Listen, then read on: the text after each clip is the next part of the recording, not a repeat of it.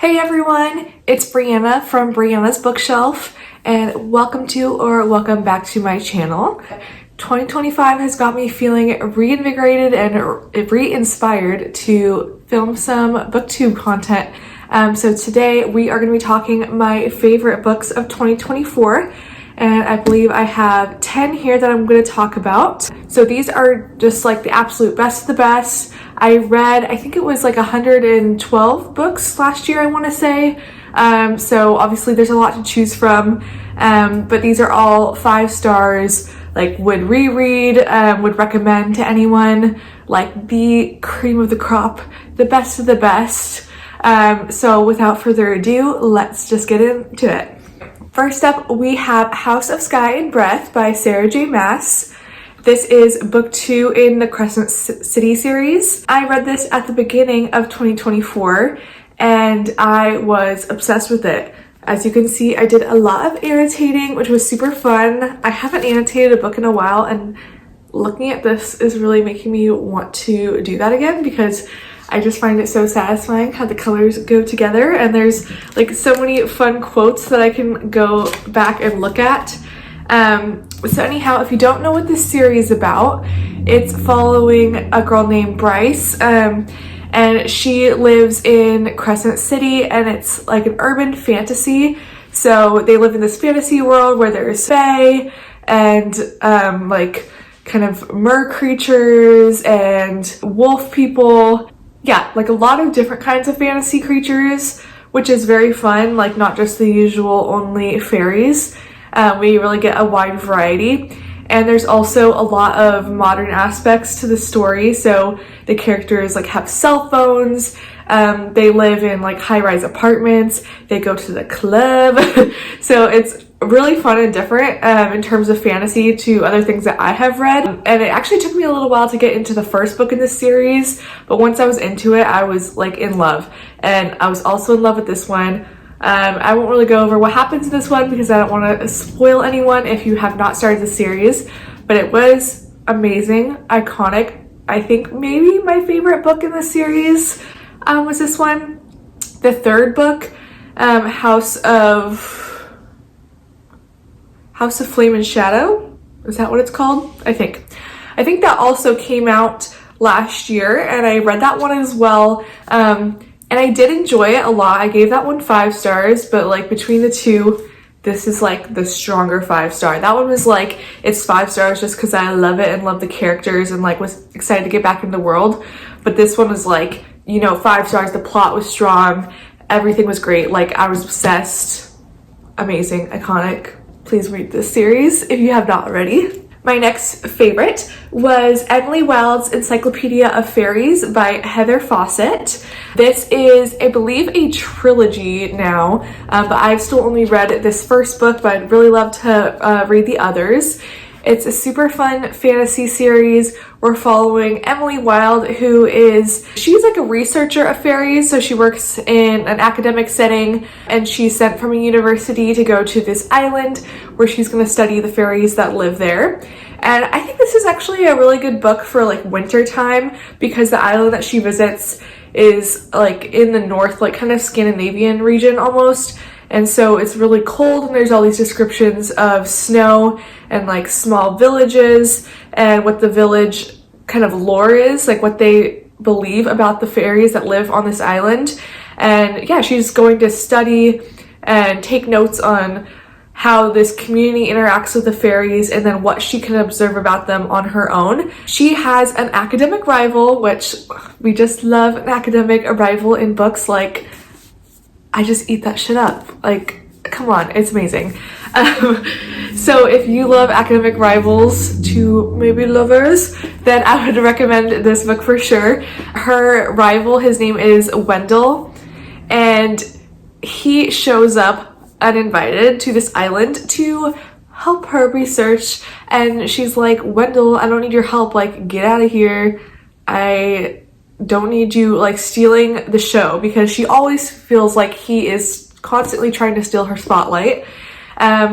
So she feels like that's just what he's doing again. He's here, showed up, trying to steal her spotlight, and she wants no part of that. So there is lots of fun bickering, lots of fun bantering, but they kind of find that maybe they like each other a little bit more than they thought. Now, I will say this is not a spicy book at all. There's like really not a lot of physical interaction between these two main characters, and the romance is very much, I would say, like a subplot. I do think it's more heavily just fantasy than romantasy, but the aspects of the romance we do get are like really sweet and wholesome. So I would definitely recommend it. But yeah, just know, don't go in expecting spice. It's just more of like a wholesome kind of slow burn relationship going on here. And I can't wait to continue the series and see how that relationship develops, because in this book, like, we really don't get too much. There's just like a hint of will they, won't they kind of a vibe. My next favorite of 2024 was Heartstopper Volume 1.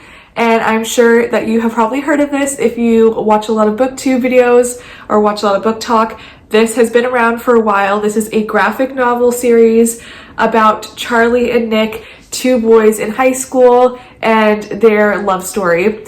Now, I'm super late to the game with this one, I know, but I honestly don't read like a ton of graphic novels, and I happened to find this one used at a cheap price, so I finally decided to pick it up, and I was in love with this. Y'all, if you have not read this, you really need to. It's just the most wholesome story ever. It really was like heartwarming. It made me so happy. Like, I was giggling and kicking my feet the whole time I read this. The characters are just so sweet to each other. There is conflict, but it's kind of like at this lower stakes, you know, high school level of conflict where you know that the characters are going to be okay. They're going to get through everything together. And the art style is just super sweet. Like, let me show you something that's not too giving anything away. Here we go. We've got the characters playing a little field hockey. So cute. So I definitely recommend this if you just need like a heartwarming, quick read. This will definitely get you out of a slump. It'll definitely cheer you up if you're in a bad mood. Definitely would recommend this. I also read the second volume in 2024, and I gave that one 5 stars as well. And I do hope to continue on with this series this year. My next favorite of 2024 is The Wisteria Society of Lady Scoundrels by India Holton. Again, this is the first book in a series, but it's a series of like interconnected standalones, I believe. Now, this is a fantasy romance. I would say the fantasy is quite different. So this is about the Wisteria Society of Lady Scoundrels, which is a society of basically pirates, these women who are pirates, but it's not like the traditional sense of pirates that you would think of. Okay, so they fly houses around as their like pirate ships, and they're kind of going around and stealing things and just causing general mayhem.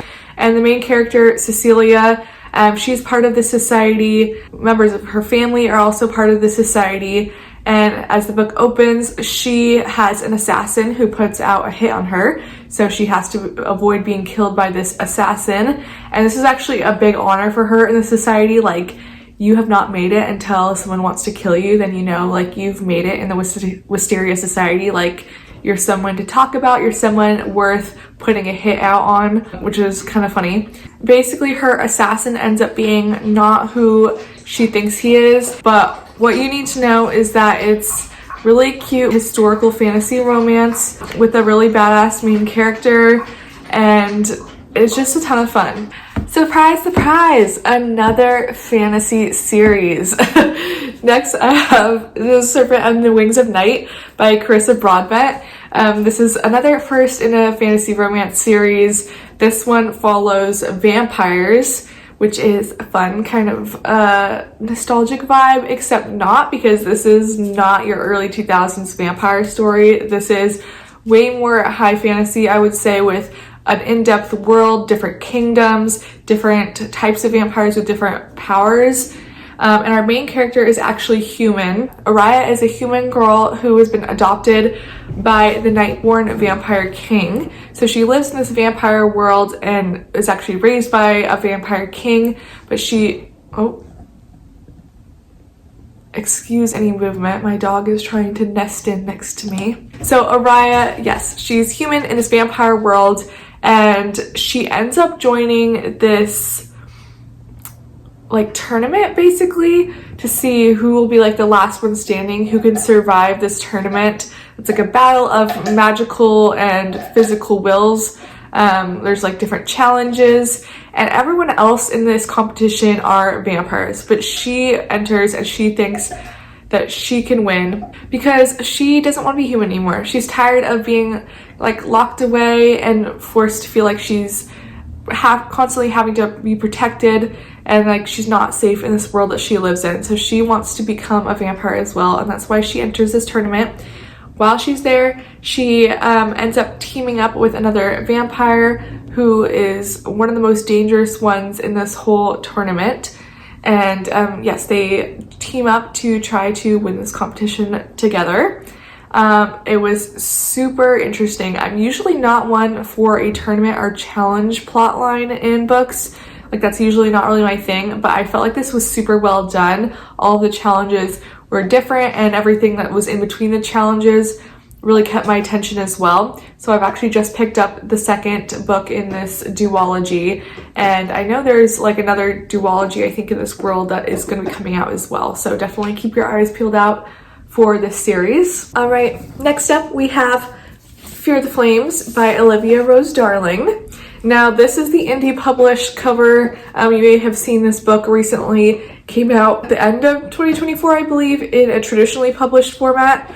I've only read this version, the original, but I do plan on hopefully getting the traditionally published version soon because I think it has some differences, and there is going to be a second book coming out this year. So I want to make sure I know exactly like what happened in the traditionally published book before I go on to that second book, just so everything makes sense. But in Fear the Flames, we are following Elowen, and she is a princess of this kind of hidden away world. She does not have as much power as the other kingdoms do, so she's kind of hidden away her kingdom to protect these people. But she ends up running into the commander of a enemy kingdom, and there's a little knife to the throat moment, which we love to see it. True enemies to lovers with this commander of the other kingdom, and she ends up kind of reluctantly getting to know him, and they realize that there might be some mutually beneficial things for both of them if they team up to kind of go against this third rival kingdom. So they end up teaming up together. She travels to his kingdom with him, and we get to see their relationship unfold, as well as like the political aspects of these kingdoms. And they have some fun side characters as well to make kind of a found family moment. So this was a super fun one. I just loved the romance in this book. Elowen and then the commander, Caden, they're just like so cute. I was obsessed with them. I would love to, when I reread this, do some tabbing, because I feel like I just really want to like look at the moments, cute moments with them, but I did not tab this book, so I'm gonna do that next time. That's what I'm manifesting. All right, next fave was Remarkably Bright Creatures by Shelby Van Pelt. This is a little unusual for the rest of this list. This is a contemporary fiction, and in this book we are following this elderly woman who volunteers at her local aquarium. She volunteers in the evening doing janitorial work, and she's just kind of aging. Her friends don't really understand why she does this work because they feel like she doesn't need to, and it could be unsafe for her, but she just loves the aquarium and she loves having something to do. So she continues to go, and she starts to form a relationship with this octopus that lives in the aquarium. The octopus is continually trying to escape its enclosure, and she is always putting it back and kind of just talking to this octopus while she is working. So it's hard to describe this book. It's kind of just following different people who live in this community, mainly focusing on our main character, Tova, and we get to see kind of this beautiful relationship open up between her and the octopus. How realistic that is, I don't know. Octopuses are very smart creatures. Some of the things that we see happen in this book do actually happen in aquariums, like octopuses escaping their tanks or playing games, solving puzzles. This is just like a really beautiful story of this woman as she is aging, accepting different things about her changing life, forming new connections, and realizing she can still make changes to her life, and that she can still enjoy happiness even though her husband has passed away. Her friends are all starting to move or do different things, and she kind of just is finding her way, and this octopus helps her accept her new life and find happiness in the day-to-day. So it's a really beautiful, touching book that is just unexpected. I think if any of that sounds interesting to you, I would definitely check it out. The next 3 are ones that I don't have physical copies of, so I'm going to do my best to remember what they were about without reading the back of the book because I'm too lazy to look it up. But my next favorite was The Poppy War by R F Kuang, which is another first book in a fantasy series.